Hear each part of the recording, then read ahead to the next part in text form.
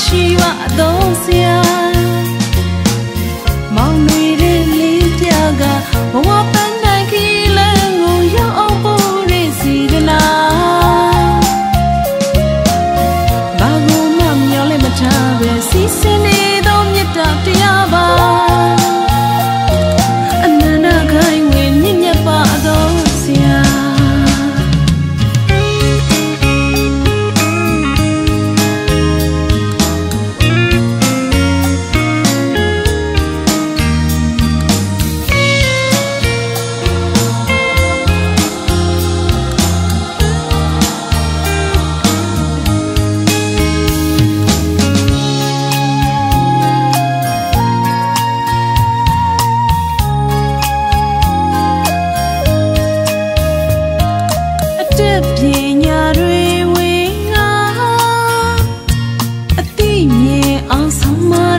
ဆရာ